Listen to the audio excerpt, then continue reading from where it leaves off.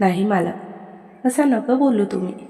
मला पैसे परत करण्यासाठी 2 वर्षांची मुदत दिली होती आणि आता अचानकच तुम्ही पैसे मागितल्यावर मी 1,00,000 रुपये तुम्हाला कुठून परत करणार? मी एक गरीब शेतकरी. अचानक एवढे पैसे कुठून आणणार मालक? सदाशिव सावकारांसमोर हात पसरून भीक मागत होता.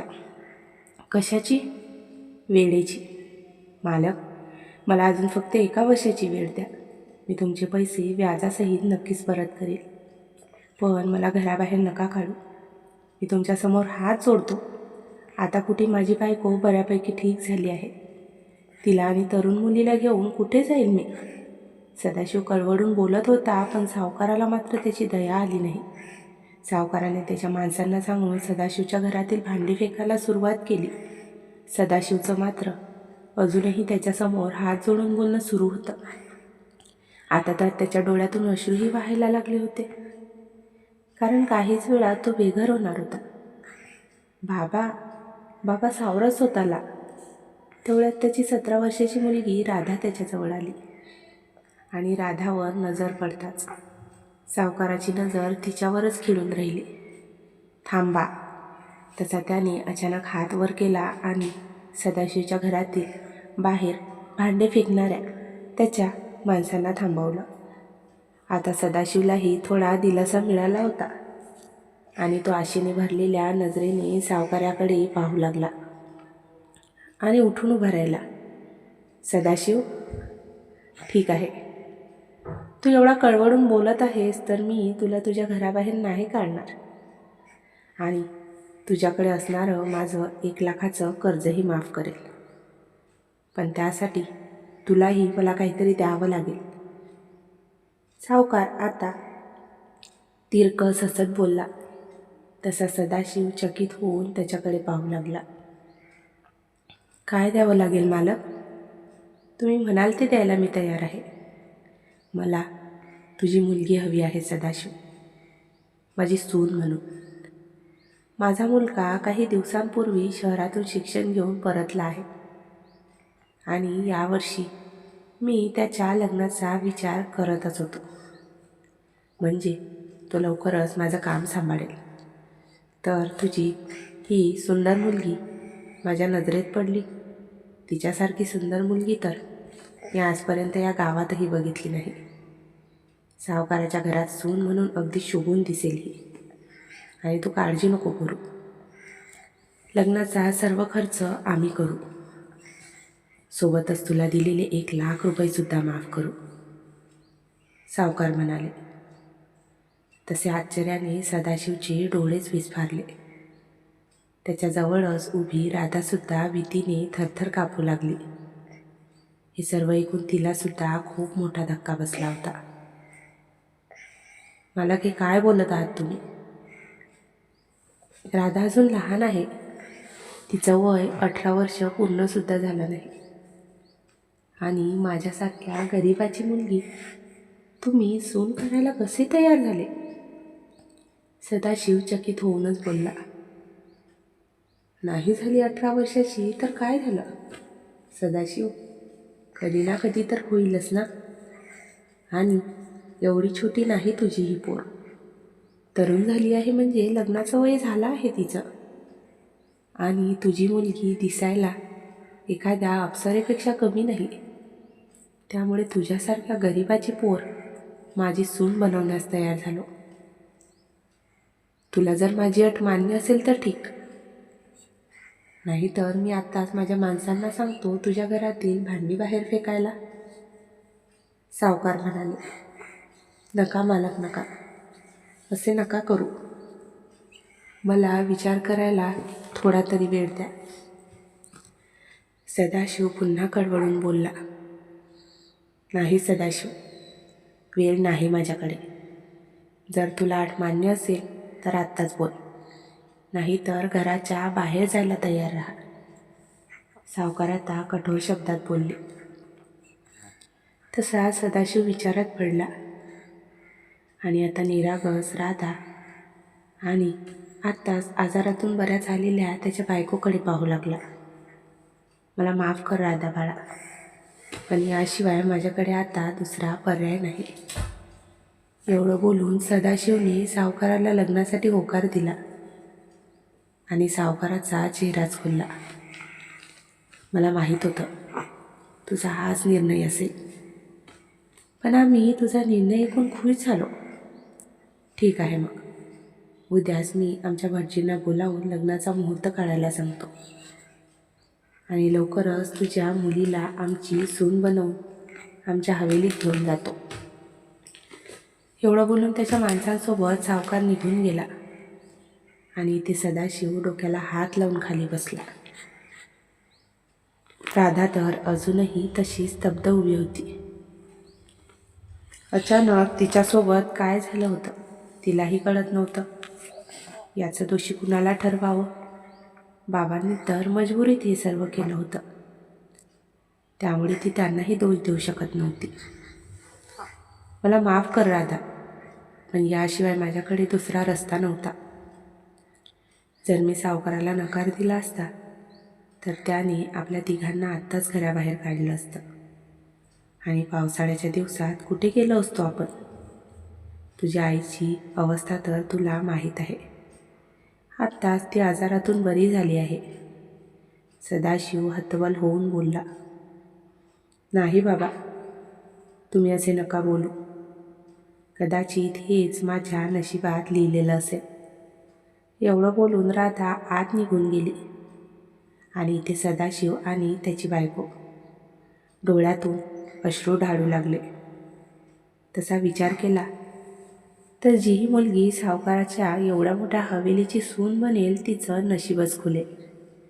पण सावकाराचा गावकऱ्यांवर असलेला अत्याचार बघून त्याचा मुलगाही त्याच्यासारखाच असेल, म्हणजे त्या हवेलीत सून बनून गेल्यानंतर आपल्या राधालाही त्यांचा अत्याचार सहन करावे लागतील. या विचाराने सदाशिव आणि त्याची बायको दुःखी झाली होती. 8 दिवस निघून गेले आणि सावकाराने बोलल्याप्रमाणे आज राधाचं सावकाराचा मुलगा शौर्यासोबत लग्न होतं. सदाशिव अजून त्याच्या दिलेल्या शब्दावरून पालटू नये म्हणून सावकाराने होईल तेवढ्या लवकर लग्नाचा मुहूर्त काढला होता. 17 वर्षाची राधा नवरीच्या वेशात खाली मान घालून उभी होती. जवळच शौर्य नवरदेवाच्या वेशात बसलेला होता. गोरापान रंग, सरळ नाक, गुलाबी ओठ, काळेभोर टपोरे डोळे, अगदी चवळीच्या शेंगेसारखी असणारी राधा कदाचित या गावातील सर्वात सुंदर मुलगी असेल. त्यामुळेच तर सावकार तिला त्याच्या घरची सून बनवायला तयार झाला होता. तसा शौर्यही दिसायला कुठे कमी नव्हता. शहरातील शिकून आल्यामुळे सुशिक्षितही होता. पण सावकाराचा मुलगा आहे म्हटल्यावर हाही पुढे सावकाराचीच खुर्ची सांभाळणार आणि त्याच्यासारखेच गावकऱ्यांवर अत्याचार करणार आणि त्याच्या हाताखाली आपल्या मुलीला राहावं लागणार. हा विचार करून सदाशिव आणि त्याची बायको अजूनही दुःखी होते. राधाने तर लग्नाच्या सर्व विधी संपल्या तरीही मान वर करून तिच्या झालेल्या नवऱ्याकडे बघितलं नव्हतं. कारण तिलाही आई वडिलांप्रमाणे तीच भीती होती. तिच्या घरात गेल्यानंतर नक्कीच तिच्यावर अत्याचार करेल. त्यात ती झाली 17 वर्षाची आणि शौर्य 27 वर्षांचा होता. त्यामुळे साहजिकच तिच्याहून बराच मोठा होता. त्यामुळे तर ती आणखीच घाबरलेली होती. बिचाऱ्या राधाला तर अजून सरळ लग्न या शब्दाचा अर्थसुद्धा कळत नव्हता. आत्ताच वयात आलेली ती मुलगी घरी कधी अजून तिच्या लग्नाचा विषयसुद्धा निघाला नव्हता आणि आता अचानकच तिला लग्नाच्या बेडीत बांधून देण्यात आला. काय स्थिती असेल तिच्या मनाची? शेवटी राधाची आई वडिलांचा निरोप घेण्याची वेळ झाली आणि ती ढसाढसा रडायला लागली. आता इथून तिचं आयुष्य पुढे कसं जाणार होतं तिलाही माहीत नव्हतं. पण एक मात्र मनाला समाधान होतं की तिच्या बलिदानामुळे तिच्या आई वडिलांच्या डोक्यावरील कर्जाचा भार कमी झाला होता. सदाशिव राधाला गाडीत बसायला सांग. बस झाला हा रडण्याचा ड्रामा. एकाच गावात राहायचं आहे तुम्हाला. खूप दूर नाही घेऊन जात आहे आम्ही तिला, सावकार कडक आवाजात म्हणाले. तसा सदाशिवने तिच्या डोक्यावरून प्रेमाने हात फिरवला आणि राधाला शौर्याजवळ गाडीत बसवलं. राधाच्या डोळ्यातून अजूनही अश्रू वाहत होते. शौर्याजवळ बसताच तिच्या हातापायांची थरथर वाढली होती. तसा अचानक त्याने तिच्यासमोर रुमाल धरला आणि तिने आश्चर्याने मान वर करून त्याच्याकडे पाहिलं. तशी ती एकटक त्याच्याकडे बघतच राहिली. म्हणाला तर दोघांचे लग्न खूप दिवसांपासून जमलं होतं आणि लग्नाच्या सगळ्या विधीही संपल्या होत्या. आजपर्यंत ना ते एक शब्द एकमेकांसोबत बोलले होते, ना त्यांनी एकमेकांना कधी बघितलं होतं. आता पहिल्यांदा राधाने एवढ्या जवळून शौर्याला बघितलं होतं आणि जशी ती त्याला बघून हरवून गेली होती. दिसायला तोही बराच हँडसम होता आणि माहीत नाही त्याच्या डोळ्यात काय जादू होती.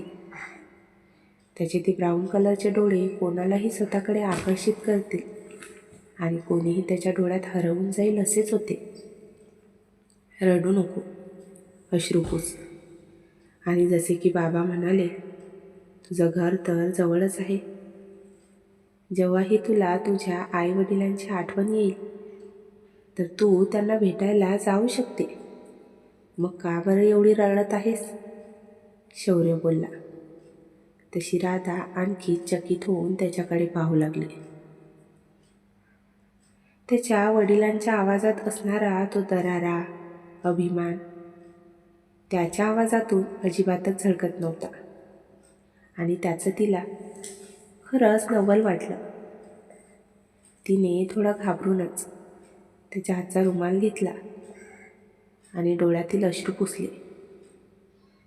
तसा तो गालात हसला. 10 मिनिटातच त्यांची गाडी जाऊन सावकाराच्या भल्या मोठ्या हवेलीसमोर उभी राहिली, जिथे खूप साऱ्या महिला राधाचं स्वागत करायला दरवाजात उभ्या होत्या. त्यांनी दोघांचं औक्षण केलं आणि लक्ष्मीच्या पावलांनी राधाने सावकाराच्या हवेलीत प्रवेश घेतला. शौर्य बाळा, एवढ्या दिवसाचं तुला तुझ्या होणाऱ्या बायकोला भेटायचं होतं. तुला म्हणालो होतो ना, तुझ्या वडिलांवर विश्वास ठेव. अगदी तुला आणि या आपल्या हवेलीला शोभेल अशीच बायको तुझ्यासाठी घेऊन ये. आणि हे राधाला बघून तुला सुद्धा आता कळलं असेल, सावकार अभिमानाने म्हणाले. तशी शौर्याने सुद्धा गालात हसून होकारार्थी मान हलवली. हो बाबा, तुम्ही म्हणाले होते त्यापेक्षा राधा खरंच दिसायला सुंदर आहे आणि निरागस सुद्धा. तो हसूनच बोलला. राधा मात्र खाली मान घालून तशीच उभी होती. दुर्गाचा, राधाला पाहुण्यांच्या खोलीत बसव. मला शौर्यासोबत काहीतरी बोलायचं आहे, सावकार म्हणाले. तशी एक महिला पुढे आली आणि राधाला आत घेऊन गेली. इथे सावकारांनी शौर्याला जवळ बसण्याचा इशारा केला, तसा तो सुद्धा त्याच्या जवळ जाऊन बसला. जेव्हा तुझी आई लग्न करून या घरात आली होती, तिला असं वाटत होतं की आम्ही तिचं सर्व बोलणं ऐकू, तिच्या इशाऱ्यावर नाचू. पण आपल्या खानदानाची ही परंपरा अजिबातच नाही. या खानदानाच्या सुना कायम नवऱ्याच्या पायाखालची ज्योती म्हणून राहिल्या आहेत आणि तुला ही आपली परंपरा पुढे तशीच चालवायची आहे. बायकोला तू एवढं ताब्यात ठेवायचं की तुझ्यासमोर तिच्या तोंडून शब्दसुद्धा निघाला पाहिजे नाही. सावकाराच्या घरातील महिला या फक्त चूल आणि मूल सांभाळण्यापुरत्याच मर्यादित आहेत, सावकार बोलले. तसा शौर्य आश्चर्याने त्यांच्याकडे पाहू लागला. पण कदाचित ही वेळ बोलण्याची नव्हती. त्यामुळे काही न बोलता त्याने फक्त होकारात ती मान हलवली आणि त्याच्या रूममध्ये निघून गेला. रात्रीचे साधारण 11 वाजले असतील. घरातील एका नोकरानीने राधाला पुन्हा एकदा नव्या नवरीप्रमाणे सजवलं आणि ती तिला घेऊन शौर्याच्या रूममध्ये जाऊ लागली. तसे आपोआपच राधाच्या हृदयाचे ठोके वाढले होते. तिथे गेल्यावर काय होईल? सावकाराचा मुलगा म्हणजेच आपला नवरा आपल्यासोबत कुठल्या गोष्टीची जबरदस्ती तर नाही करणार ना? तिच्या वयानुसार तिला या रात्रीबद्दल बरीच माहिती होती.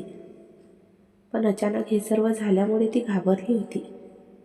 कारण तिच्या वडिलांना तर अजून तिला पुढे शिकवून नोकरीवर लावायचं होतं आणि तिची सर्व स्वप्न पूर्ण करायची होते. त्यामुळे राधाला या सर्व गोष्टींमध्ये इंटरेस्ट अजिबातच नव्हता. पण कदाचित नशिबाला दुसरंच काही मंजूर होतं. शेवटी त्या नोकरानीने राधाला शौर्याच्या रूमसमोर सोडलं आणि निघून गेली, जिथे शौर्य आधीच फुलांनी सजवलेल्या बेडवर तिची वाट बघत होता. राधाला बघताच तो उठून उभा राहिला आणि त्याने दरवाजा बंद केला. ती मात्र अजूनही तिथेच एखाद्या स्टॅच्यूसारखी उभी होती. काय झालं? तिथे का उभी आहेस? इथे ये माझ्याजवळ. तो बेडवर जाऊन बसला आणि त्याने तिलासुद्धा बोलावलं. तसा राधाने भीतीने एक आवंडा गिळला आणि हळूहळू पावलं टाकत त्याच्याजवळ जाऊन बसली. मला माहीत आहे, ज्या प्रकारे अचानक आपल्या दोघांचं लग्न झालं, आपल्या दोघांना एकमेकांना जाणून घेण्याचा वेळच मिळाला नाही. त्यामुळे तुझ्या मनात माझ्याविषयी थोडीफार भीती असेलच. पण घाबरू नको. जसा सक्त मी तुला दिसतो ना, तसा अजिबातच नाही. हां, बाबांचा स्वभाव बघून कुणालाही असंच वाटेल की मी त्यांचा मुलगा आहे, त्यामुळे त्यांच्यावरच गेलो असेल. पण तसं अजिबातच नाही आहे. मी त्यांच्यापेक्षा खूप वेगळा आहे.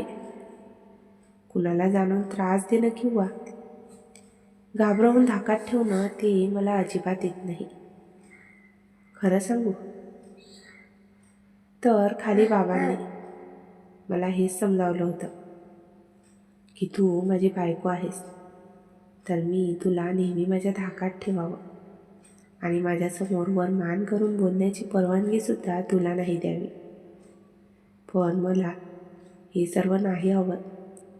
मला तुला माझ्या हृदयाची राणी बनवून ठेवायचं आहे. नवरा बायकोच्या नात्यात नवरा बायकोचा समान हक्क असतो आणि बायको ही तिच्या नवऱ्यावर विश्वास ठेवून सासरी आलेली असते ना. तो जर तिच्यासोबत असा वागला तर ती बिचारी कोणाकडे बघेल? त्यामुळे तुला मला अजिबातही घाबरण्याची गरज नाही. आणि मी तर लग्नाच्या आधीच ठरवलेलं होतं. जरीही अरेंज मॅरेज केलं तरीही माझ्या बायकोची मी सर्व हट्ट पुरवणार आणि तिने जेही स्वप्न बघितलेले असतील सर्व पूर्ण करणार. शौर्य हसून बोलला. तशी राधा एकटक त्याच्याकडे पाहू लागली. त्याचं बोलणं ऐकून तिला तिच्या कानांवर विश्वासच होत नव्हता. सावकाराच्या स्वभावाच्या अगदी विरुद्ध होता तो. जर तुम्ही एवढ्या चांगल्या स्वभावाचे आहात आणि तुम्हाला दुसऱ्यांवर अत्याचार करायला नाही आवडत, मग तुम्ही माझ्या बाबांनी घेतलेल्या हा कर्जाच्या बदल्यात माझ्यासोबत लग्न करायला का तयार झाले? राधाने खूप हिंमत करून विचारले. तसा शौर्याला धक्काच बसला. काय काय म्हणाली तू? तुझ्या बाबांनी घेतलेलं कर्ज? मला तर याविषयी काहीही माहीत नाही. बाबा तर मला हे सांगत होते की माझं आणि तुझं लग्न त्यांनी लहानपणी जमवलेलं होतं आणि आज जो मुहूर्त आपल्या लग्नाचा निघालेला आहे तो खूप वर्षातून येतो. त्यामुळेच त्यांनी लग्नाची घाई केली आणि मीही कधी आजपर्यंत कुठल्या गोष्टीला त्यांना नकार दिलेला नाही आणि मला अरेंज मॅरेज करायचं होतं, त्यामुळे मी सुद्धा या लग्नाला तयार झालो, शौर्य म्हणाला. तशी राधासुद्धा आश्चर्यचकित झाली. काय? म्हणजे तुमच्या वडिलांनी माझ्या बाबांच्या मजबुरीचा फायदा घेऊन मला या घराण्याची सून बनवली याविषयी तुम्हाला काहीही माहीत नव्हतं? राधाने पुन्हा चकित होऊन विचारले. यावर शौर्यने नकारार्थी मान हलवली. पण आता हे सर्व ऐकून त्याच्या वडिलांचा खूप मोठा अत्याचारी चेहरा त्याच्या नजरेसमोर आला होता. आजपर्यंत बाबा फक्त सक्त स्वभावाचे आहेत हेच मला माहीत होतं. पण ते ज्या प्रकारे सांगत होते की गावातील गोरगरिबांना पैशाची गरज पडली असती, ते त्यांना देतात आणि त्यांची मदत करतात. पण तुझं बोलणं ऐकून तर आता ते अजिबातच वाटत नाही. शौर्य विचारात हरवत म्हणाला. नाही, तुम्ही तुमच्या वडिलांना समजतात ते तसे अजिबातच नाहीत. ते तर या गावकऱ्यांच्या मजबुरीचा फायदा घेतात आणि खूप जास्त व्याजदराने पैसे त्यांना देतात. त्यांना माहीत आहे एवढ्या व्याजाने घेतलेले पैसे शेतकरी कधीही परत करू शकणार नाही आणि नंतर ते त्यांच्या जमिनी हडपतात. राधा म्हणाली. आज तुझ्यामुळे बाबांचा खूप मोठा चेहरा माझ्यासमोर आला राधा. पण तू काळजी नको करू. आता मी परत आलो आहे. मी बाबांना आता हे सर्व नाही करू देणार. शौर्य बोलला. तशी राधा खुश झाली. जसं की तिने विचार केला होता, शौर्य अजिबातही तसा नव्हता. तो तर खूप प्रेमळ आणि मृदू स्वभावाचा होता, जशा नवऱ्याची प्रत्येक मुलगी अपेक्षा करते. अगदी तसाच मिळाला होता. तशी तर आज आपल्या दोघांच्या लग्नाची पहिली रात्र आहे, पण अजून आपण दोघे एकमेकांना नीट बोललेलं सुद्धा नाही. त्यामुळे आज मला पूर्ण रात्र तुझ्यासोबत फक्त गप्पा मारायच्या आहेत आणि हळूहळू आपल्या नात्याला पुढे न्यायचं आहे. एवढं बोलून शौर्यने तिच्या गळ्यात हात टाकला आणि तिचा हात हातात घेऊन तिच्यासोबत प्रेमाच्या गप्पा करू लागला. तशी ती त्याच्या बोलण्यात हरवून जाऊ लागली आणि त्याच्या मिठीत कधी तिचे डोळे लागले तिलाही कळलं नाही. दुसऱ्या दिवशी सकाळी शौर्य तयार होऊन खाली आला आणि सर्वात आधी राधाकडून जी काही हकीकत त्याला कळली ती सर्व त्याने सावकारांसमोर बोलून दाखवली. सोबतच आजपासून तो त्याच्या वडिलांना हे सर्व वाईट काम अजिबातही करू देणार नाही हे सुद्धा सांगितलं. तसा सावकारांचा पारासुद्धा चढला. काल झालेला मुलगा तू आम्हाला शिकवणार? आम्ही काय करायचं आणि काय नाही?